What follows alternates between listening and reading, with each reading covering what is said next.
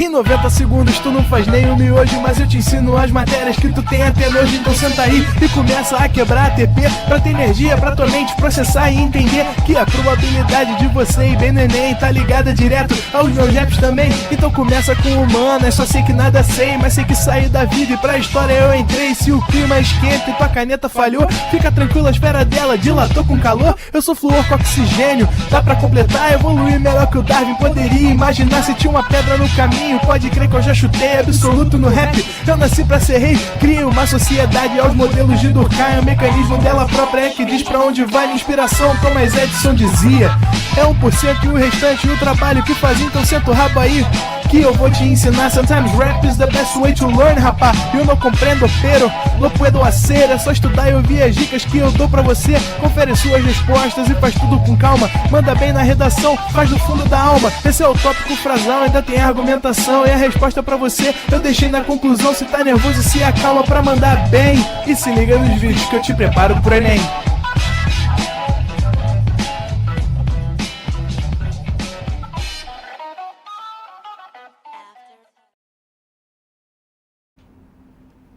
Estamos ao vivo, estamos online, Vieira. Fala galera, fala indivíduos, fala alunos do ProEnem, sempre um prazer inenarrável estar com vocês mais uma vez, mais uma noite, pra gente hoje falar de uma temática que é a sociologia ambiental. Antes de começar a live, só fazer um comentário. Eu vi o pessoal no chat conversando ali sobre local de prova, o pessoal ansioso que não saiu ainda do local de prova. Fica tranquilo, tá, gente? O Enem, ele costuma liberar o local de prova bem perto do dia do exame, tá? 2 semanas antes, por ali. Então, vocês não vão ter esse local de prova agora no começo do mês de outubro, não. Só mais pra frente, tá bom? E vamos lá, vamos falar, olha só. A temática ambiental, como vocês bem sabem, né, é uma temática que cada vez mais ela faz parte do nosso cotidiano. A gente ouve falar sobre o meio ambiente em muitos momentos, principalmente em um país como o nosso, que é o Brasil. O Brasil é um país gigantesco, o Brasil é um país de dimensões continentais, é o 5º maior país do mundo, é o maior país da América Latina, né? O Brasil é um país que dentro dele existe a maior floresta tropical do planeta, que é a floresta amazônica. O Brasil é um país com uma variabilidade grande de biomas, né? Caatinga, Cerrado, a floresta amazônica, né? A Mata Atlântica e por aí vai. E o Brasil, para completar essa brincadeira, ainda é um dos países que tem as maiores reservas, né, de água doce do planeta. Então o Brasil é sempre um país que está muito no cerne da questão ambiental e vocês vêm vendo e vêm acompanhando os debates, de alguma forma, que se perpetuam tanto na esfera política, quando falamos de meio ambiente, ou seja, tanto na esfera ligada às posturas governamentais, tanto do governo anterior, do Jair Bolsonaro, quanto do governo atual, do Luiz Inácio Lula da Silva, mas também existe uma questão acerca da política que se verifica em questões internacionais, né? Porque o Brasil é sempre um país que é muito observado em relação ao que faz sobre o meio ambiente, devido às questões que, de alguma maneira, se trazem por ser um país tão relevante acerca do tema. Uma coisa, não existe debate internacional sobre o meio ambiente do qual o Brasil não faça parte. Não existe. Nem faz sentido um debate internacional sobre o meio ambiente que o Brasil não seja um país protagonista. E é por isso que qualquer tipo de percepção acerca desse tema, o Brasil é sempre um país fundamental a se dedicar e a se entender acerca do tema. Mas antes de chegar a falar sobre isso com você, eu preciso falar de algumas outras coisas. A primeira coisa é te explicar que existe um ramo da sociologia, tá? Que é um ramo chamado sociologia ambiental. Esse ramo da sociologia chamado sociologia ambiental é um ramo da sociologia que tenta entender a relação entre os indivíduos, entre os homens, as pessoas de forma geral, e o meio ambiente. Ou seja, é um ramo da sociologia que cada vez mais cresce, principalmente fora do Brasil, que é um ramo que tenta realizar um processo de compreensão acerca de como que o homem se interage, né, como ele intervém, como ele se conjuga, como ele vive dentro do espaço do qual ele faz parte. Porque é importante a gente entender que quando você pensa em meio ambiente, você tem uma tendência a pensar na floresta, você tem uma tendência a pensar no oceano, na paisagem natural. Só que meio ambiente não é só isso, né? A sua cidade, ela é um processo de meio ambiente. O meio ambiente é onde, de alguma forma, existe um relacionamento entre espaço, natureza e entre a perspectiva de a interação, né, a veiculação humana. Então o meio ambiente é algo muito mais amplo. Então a sociologia, apesar de ela não ser a matéria que normalmente é vista como a matéria que estuda o meio ambiente, isso fica muito mais a cargo da geografia e da biologia, a sociologia também tem contribuições acerca desse tema. Por quê? É a maneira como o homem, de alguma forma, observa e entende essa realidade. E aí, quando a gente fala de sociologia ambiental, tem algumas coisas que são importantes a você entender, né? A primeira coisa da sociologia ambiental é que ela é uma parte da sociologia que ela é interdisciplinar. Como assim interdisciplinar? Ela é uma parte da sociologia que tem tudo a ver com o Enem, que aborda diferentes temáticas dentro dela. Ou seja, para falarmos de sociologia ambiental, vamos estar falando de sociologia, mas também de geografia e também de aspectos como antropologia, biologia, ecologia e por aí vai.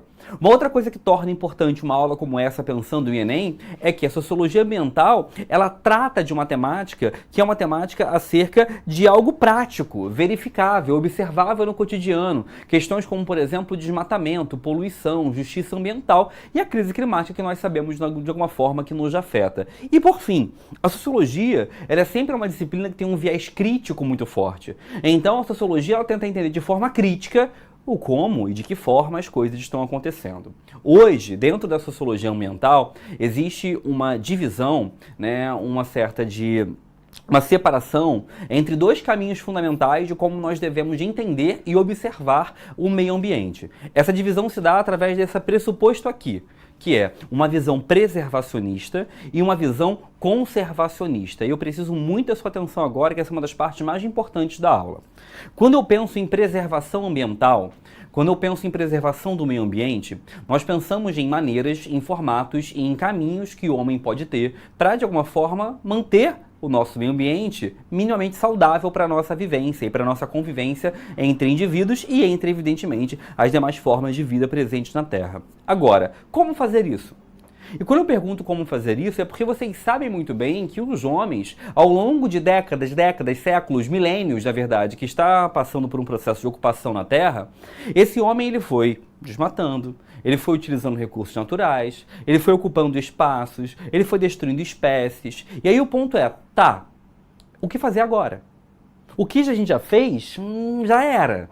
Então, o que fazer a partir de agora? Ou seja, que realização precisamos fazer a partir desse momento, né? E aí existem duas visões fundamentais, uma chamada de visão preservacionista e uma chamada visão conservacionista. A visão preservacionista acredita que as áreas naturais que a gente ainda tem, que as áreas naturais que a gente ainda possui, que as áreas naturais, de alguma forma, precisam passar por um processo de preservação total. Ué, Leandro, como assim preservação total? As pessoas e os indivíduos que defendem uma postura preservacionista acreditam que nós devemos criar, ao redor de todo o planeta, e isso é uma coisa que já está verificada na Constituição brasileira, áreas de preservação ambiental. E essas áreas de preservação ambiental são áreas que não pode haver nenhum tipo de intervenção humana. É uma área de preservação ou de proteção integral.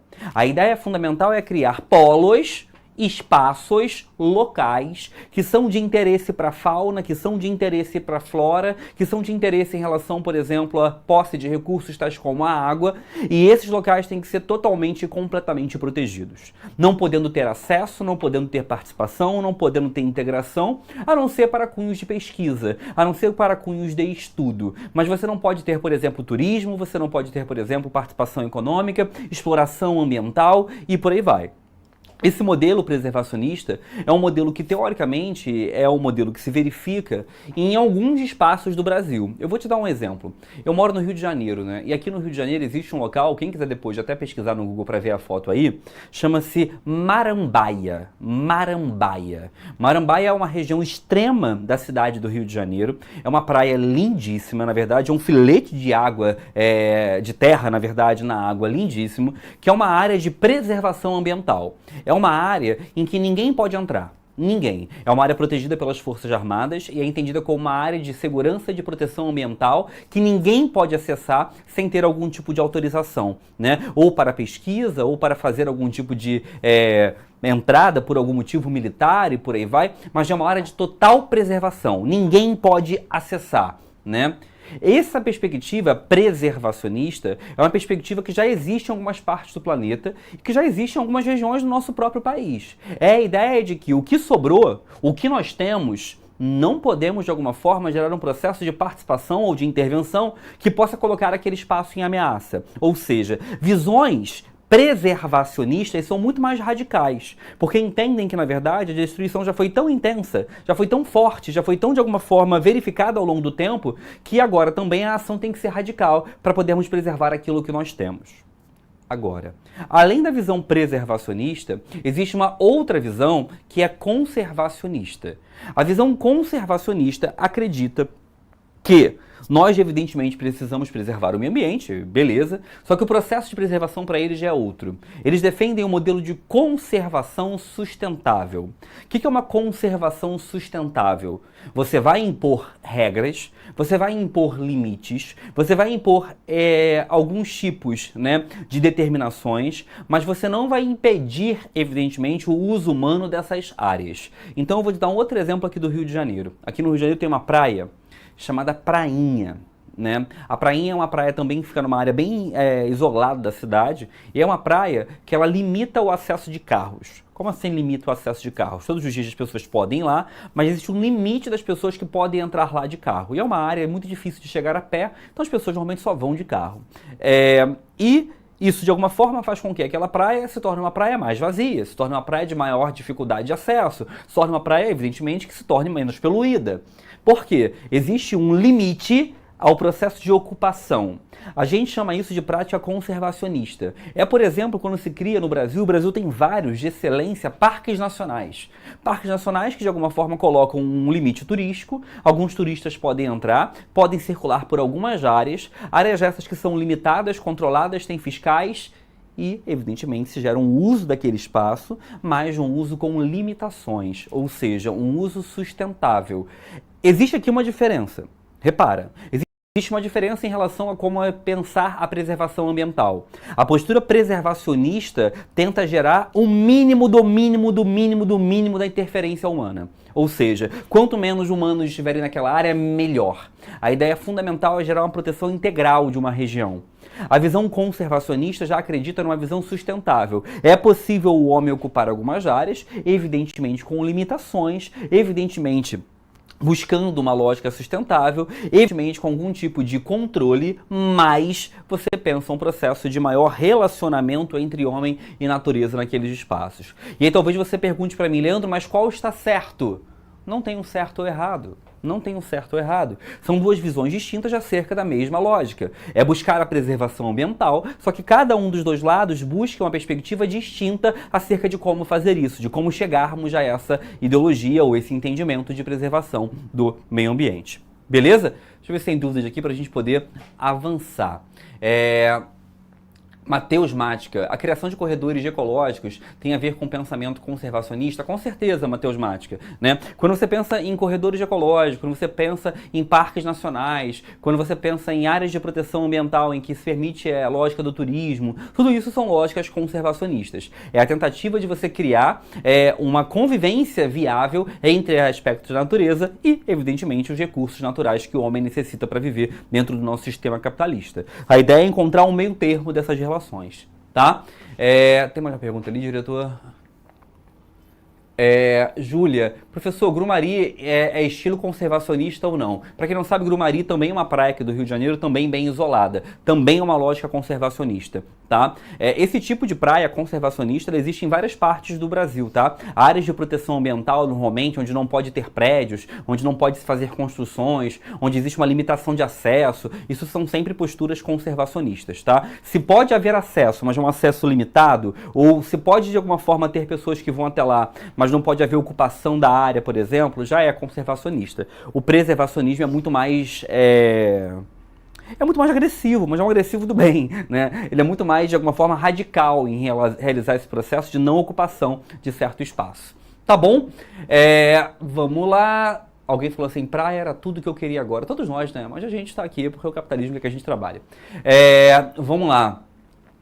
Dandara, as praias privatizadas seguem essa lógica conservacionista? Não, Dandara, né? As praias privatizadas, na verdade, são coisas que não existem no Brasil ainda. O Brasil não autoriza esse processo de privatização das praias. Até teve um debate recente, né, que teve uma coisa, que não sei lá, o Neymar, eu lembro que teve uma história dessa com praia privatizada, mas o Brasil não autoriza praias privatizadas. E praia privatizada, na verdade, seria uma outra coisa aqui, é um outro recurso. Seria o que a gente chama de mercantilização da natureza. É você começar a vender o uso, né, de espaços que teoricamente, anteriormente seriam públicos, sem necessariamente ter uma proteção, porque só teria um dono, é como se fosse um terreno. A praia passaria a ser um terreno de alguém e a pessoa pode autorizar que você entre cobrando ou não, tá? Deixa eu ver aqui. Tá, vamos lá, vamos seguir. Uma outra coisa importante, quando falamos sobre aspectos ambientais, é falarmos da teoria desse cara aqui. O Hans Jonas já caiu no Enem várias vezes, tá, gente? Então preciso da atenção de vocês agora, talvez esse aqui seja o ponto mais importante da aula de hoje. Existe um filósofo chamado Hans Jonas. Hans Jonas. E o Hans Jonas, ele tem uma teoria chamada a ética da responsabilidade. O que é a ética da responsabilidade? Aí eu preciso da sua atenção agora.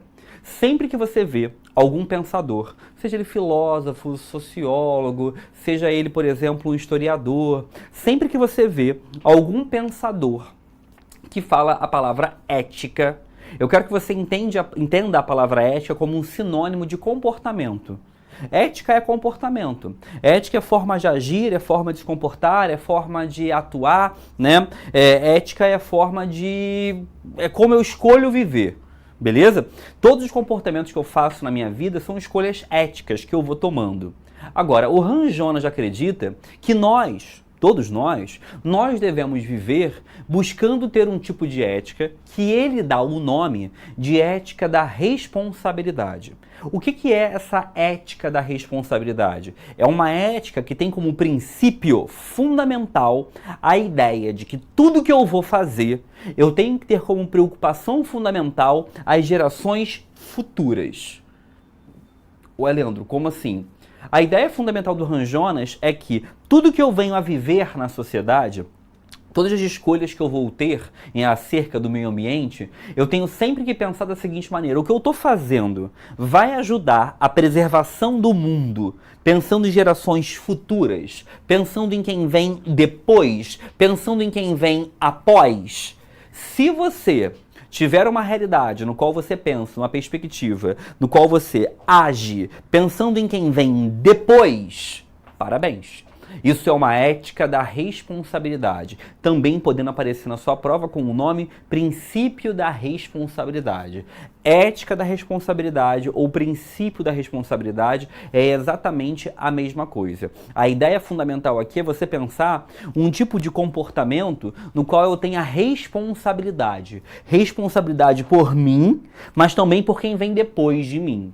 Então ele vai dizer que eu tenho que tentar fazer escolhas na minha vida no qual eu me preocupe com quem venha depois, no qual eu me preocupe para quem está por vir. E meu querido, eu quero a sua maldade no coração agora. O Enem, ele tem algum tempo que não cai na redação um tema sobre meio ambiente. E o tema ambiental está tão em voga, falamos disso tanto ultimamente. E aí, meu querido, se a gente pensar que o tema da redação esse ano pode ser sobre questão ambiental, eu não estou dizendo que vai ser porque eu não tenho bola de cristal, mas evidentemente é um tema possível. Cara, o Hans Jonas é um autor que se encaixa perfeitamente. Afinal de contas, o Hans Jonas é um autor que diz que a gente tem que viver uma vida atual, pensando não somente em nós, mas pensando em quem está por vir. Nós temos uma vida atual, mas nós temos que pensar também em quem vai aparecer posteriormente. Então existe uma relação aqui que o Hans Jonas coloca para nós, que eu tenho que ser responsável por mim, mas também por quem vem depois. Eu tenho que garantir no meu comportamento o bem-estar para futuras gerações. Ou seja, eu tenho que tentar levar uma vida no qual eu não comprometo os recursos naturais de forma exagerada. E aí você talvez esteja me vendo agora ouvir falar e pensando: pô, Leandro, mas a minha poluição, o que eu gasto, o que eu consumo de água, de luz, de energia, de recursos naturais, não é nada perto do que as grandes corporações, por exemplo, consomem. É claro que não. É óbvio que não, o seu consumo não é nada perto do que as grandes empresas, as big techs, por exemplo, consomem. Eu não disse isso, mas uma coisa é inegável. Se você muda a sua forma de consumo, naturalmente você vai acabar afetando o lucro dessas grandes empresas se isso for feito em macro escala. E essas grandes empresas também vão começar a precisar se adaptar, evidentemente, a algumas realizações. Então o ponto do Han Jonas é, faz a sua parte. Tenha ações que se preocupem e pensem nas futuras gerações, porque se você fizer isso, se você realizar-se e agir dessa maneira, se você tiver essa precaução, você vai conseguir gerar o bem-estar para quem vem depois. E isso é a base da ética, da responsabilidade. Então, meu querido, guarda aí, anota num post-itzinho, coloca na sua parede aí, coloca no braço, escreve na mão, na testa, sei lá, mas não esquece do Han Jonas não. Han Jonas pode ser o autor que vai de alguma forma facilitar a sua redação se o tema for a temática ambiental. Por quê? Toda ação para, de alguma forma, melhorar o meio ambiente é uma ação que tem que se pautar na chamada ética da responsabilidade do filósofo Han Jonas, tá? Deixa eu ver se tem perguntas aqui. Vamos lá. Maria Fernanda, dá para colocá-lo, Han Jonas, no repertório introdutório, voltando para o meio ambiente, mesmo falando de futuras gerações? Dá, Maria. Dependendo de como você fizer isso, evidentemente é possível sim, tá? Outra pergunta do Renan. Professor, Han Jonas, ele critica o consumismo?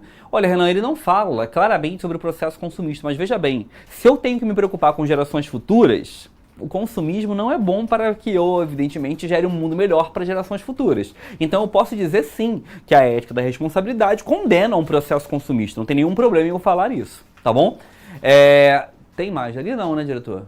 A Aurenil fala, nunca ouviu falar dele. Ele é um autor que a gente fala menos, mas ele vem caindo nas provas, tá? Se você procurar questões do Enem sobre ele, você vai encontrar algumas. Outra pergunta é da Maria Bittencourt, que falou assim, professor, a ética da responsabilidade tem alguma influência nos Objetivos de Desenvolvimento Sustentável da ONU? Então, Maria Bittencourt, tem e não tem. Ué, Leandro, como assim tem e não tem? Veja bem, quando eu falo para você sobre a ideia da perspectiva, né, das ODS, né, das tentativas de desenvolvimento sustentável da ONU, a ideia do Han Jonas é a base para isso, né? Não foi criada a partir disso, mas é fundamental se eu quero ter um mundo sustentável que eu tenha uma ética da responsabilidade na minha ação. E assim, uma coisa importante é que isso daqui se relaciona a grande parte das habilidades e competências que o Enem traz pra gente. O Enem tem, dentro da sua perspectiva de elaboração de prova, uma coisa fundamental que é a preocupação com o meio ambiente, a relação do homem para com o meio ambiente. E se eu tento entender como o homem se relaciona para com o ambiente, como o homem se relaciona ou pode melhorar essa relação para com o meio ambiente, eu estou envolvendo várias das habilidades que o Enem quer que eu venha a deter e que eu venha a possuir. Tá bom?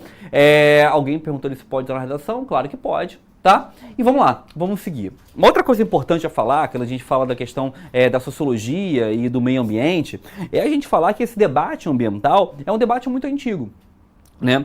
Na verdade, ele é menos antigo do que deveria ser. Se fala e se de alguma forma debate sobre o meio ambiente há centenas de anos, né? Desde os romanos, desde os gregos, já se percebia alguns impactos ambientais da mão de obra e de alguma forma da realização humana. Mas isso nunca foi uma preocupação. A preocupação começa de alguma forma a aparentar e aparecer na mente das pessoas a partir da Revolução Industrial. Por quê? Quando a Revolução Industrial começa a tomar a Europa, principalmente em Londres, começa a aparecer uma mudança na vida dos londrinos. Uma mudança em relação ao meio ambiente, uma mudança em relação ao clima, uma mudança em relação às águas do rio Tâmisa. E aí começa a se pensar, opa, esse bagulho de poluir pode gerar consequências. Mas durante literalmente décadas, isso foi deixando de lado, deixando de lado, deixando de lado. Até que nos anos 70, começamos a nos preocupar com isso de forma mais efetiva. Em 72, existem dois acontecimentos importantes que marcam um pouco das preocupações ambientais que a gente tem hoje em dia. A primeira coisa que acontece em 72 é a Conferência de Estocolmo, né? Essa conferência, que é a primeira conferência global aí sobre o meio ambiente, que começa a introduzir na mente das pessoas, já ainda nos anos 70, a ideia de um desenvolvimento sustentável, que nós podemos crescer, mas não precisamos crescer de forma degradante. Tá? Essa ideia começa aqui, e essa conferência de Estocolmo, ela é muito influenciada por um clube de pesquisadores e cientistas que era o chamado Clube de Roma, né? O Clube de Roma era um grupo de pesquisadores e cientistas que também em 72 começou a pontuar essa ideia de que se a nossa forma de consumir o mundo continuasse acontecendo, a gente teria problemas no futuro, tá? Tem um outro acontecimento que nem está aqui, que também é importante, que aconteceu no ano de 1987. 1987. Em 87 foi a primeira vez que a ONU fez um relatório falando sobre desenvolvimento sustentável. Era um relatório chamado Nosso Futuro Comum, né? Então em 87, que 87 é ontem, gente, faz menos de 40 anos, né? Há menos de 40 anos atrás, a ONU fez um relatório falando assim, olha, precisamos pensar em sustentabilidade. Precisamos pensar numa vida sustentável. E esse relatório da ONU acabou gerando uma conferência que é a mais importante de todas até hoje feita, ou a mais famosa pelo menos, que é a chamada Rio 92 ou Eco 92, também chamada a Cúpula da Terra, que aconteceu na cidade do Rio de Janeiro no ano de 1992. Essa conferência aqui, ela tentou criar, né, a chamada Agenda 21, né, que era uma série de determinações para tentarmos tornar o mundo mais sustentável. A maior parte da Agenda 21 não foi cumprida, tá? Tivemos outra conferência importante também que aconteceu em Kyoto, né, no Japão, no ano de 97, e esse aqui foi o primeiro acordo global para reduzir a emissão de gases do efeito estufa. O protocolo de Kyoto ele até foi bem sucedido no início, mas posteriormente ele também não foi para frente, né? Em 2015, mais recentemente, também fizemos o Acordo de Paris. O Acordo de Paris foi mais um acordo para limitar o aquecimento global a 1,5 graus acima dos níveis pré-industriais. Estamos tentando. Tá? É um acordo que está aí em pauta, alguns países como os Estados Unidos saíram dele, né? Mas é um dos acordos mais importantes existentes no mundo acerca dessa temática, tá? Deixa eu ver se tem aqui mais perguntas. Bruna, professor, dá para usar a COP15 em temas como temáticas ambientais? Claro que dá sim. Julie, Carolina, Leandro, se o tema da redação fosse ambiental, qual repertório você usaria? Hans Jonas, né? Eu acho que Hans Jonas é um autor que se encaixa muito bem com essa temática. Tem imagem ali, diretor? Não, né? Tem, peraí. Aurenil, tem se falado muito sobre mudanças climáticas, e sim, vai se falar cada vez mais, tá? É uma temática que vai aparecer na nossa realidade, sem dúvida alguma. Agora, tem mais um conceito também que eu queria falar com vocês, que é um conceito que já apareceu em alguns vestibulares brasileiros, mas que muitas vezes as pessoas não dão a importância devida, e eu tô sentindo o cheirinho desse tema no Enem, porque o Enem já cobrou alguns tipos de racismo, né, na sua estrutura. O Enem já cobrou racismo estrutural, né, o Enem já cobrou temáticas acerca de aspectos do racismo no meio do trabalho, ou seja, o Enem já cobrou algumas temáticas que falam sobre a questão racial no Brasil e no mundo. E tem um tema que hoje em dia está muito em voga, que é o chamado racismo ambiental. E aí você talvez olhe para isso aqui e fale, pô, Leandro, racismo ambiental? Como assim racismo ambiental? A natureza não é racista, a natureza não vai cometer um ato racista. É claro que não.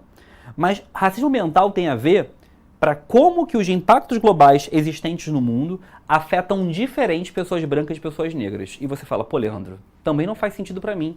Uma tempestade, um dilúvio, uma enchente afeta todo mundo, branco e preto, branco e... Beleza, eu concordo.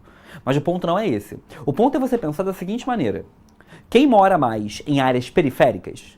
Quem mora mais em áreas mais pobres? Quem mora mais em áreas sem recursos? Quem mora mais em ambientes de alguma forma onde existe precariedade domiciliar?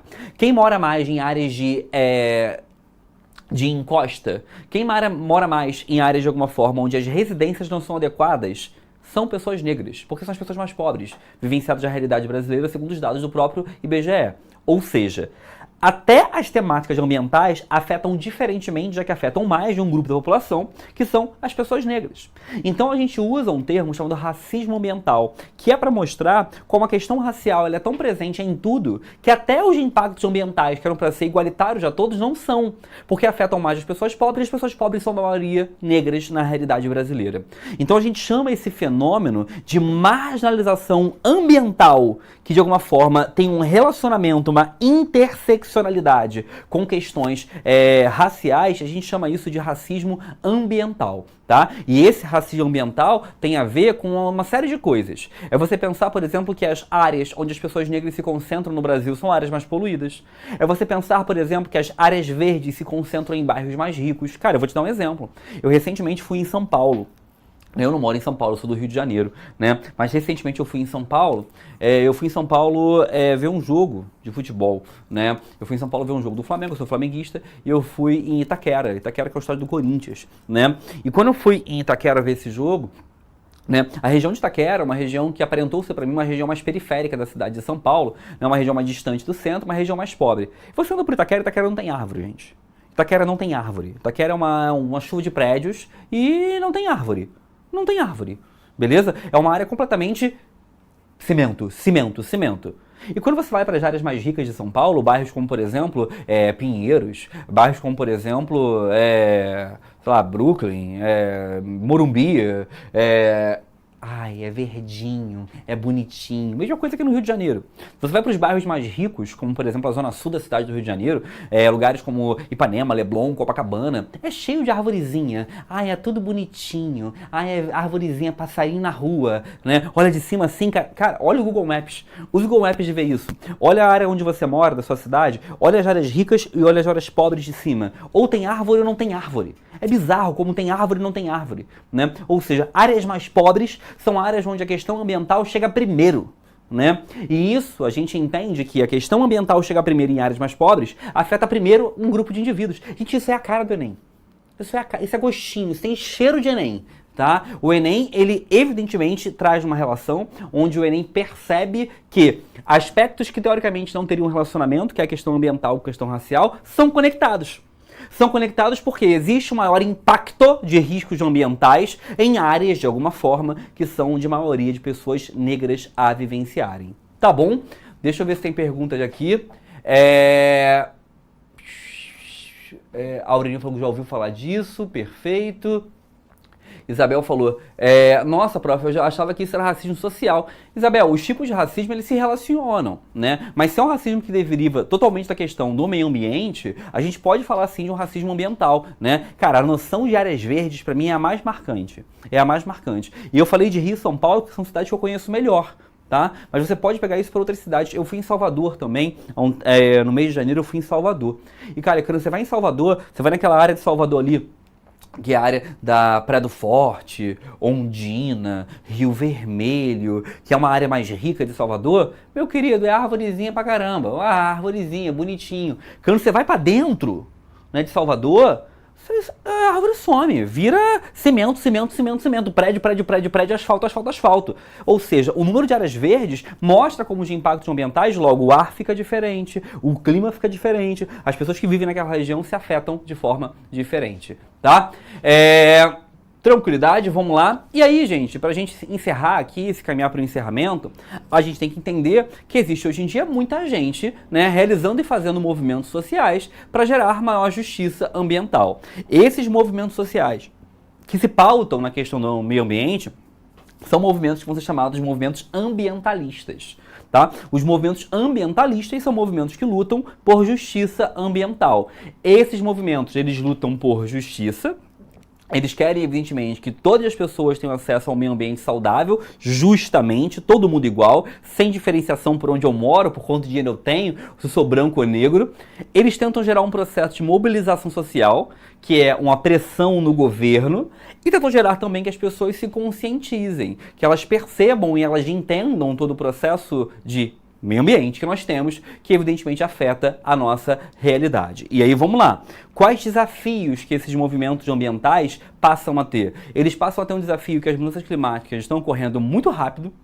Eles passam a ter um desafio que a justiça ambiental, infelizmente, ainda não é algo normal e vigente no nosso país. Eles passam a ter um problema que é o consumo sustentável. As pessoas nem sabem muitas vezes como ser sustentáveis e terem um consumo sustentável, sem contar que isso é caro. E eles passam por um problema também que é a governança ambiental. A maior parte dos governos brasileiros, eu não estou falando só de governo federal não, tá? O governo federal é o último das questões. A gente teve eleição ontem, né? Cara, o papel das prefeituras nesse aqui é fundamental. Eu não vou dizer que é maior que o papel do governo federal, porque é difícil, né? É tudo interligado. Mas, cara, o papel das prefeituras na questão ambiental é uma brincadeira, né? E é um tema que era pouquíssimo falado na eleição. Pouquíssimo falado. Cara, eu moro no Rio de Janeiro, né? Uma das cidades onde mais disso é uma questão. Quase ninguém fala. Se debate sobre tudo, segurança, saúde, educação, moradia, transporte, mas meio ambiente não é bem um tema, né? Porque existe uma dificuldade de se falar e se debater sobre a questão da governança no meio ambiente. Pessoal, o que eu quero que vocês guardem da aula de hoje, que são as questões mais importantes? 1. Quero que você guarde a diferença entre preservacionismo e conservacionismo. 2. Quero que você guarde a teoria de Ranjonas sobre ética da responsabilidade. 3. Quero que você guarde as temáticas que foram debatidas nas principais conferências sobre o meio ambiente. E 4. Quero que você guarde o que é racismo ambiental e como que isso pode aparecer na sua prova. Beleza, meus queridos? Daqui a pouquinho tem aula de novo, daqui a pouquinho eu volto com filosofia. Abraços! Assista nossas aulas a hora que você quiser. Vem com o Pro, o cursinho online que mais aprova no Enem. Assine em proenem.com.br.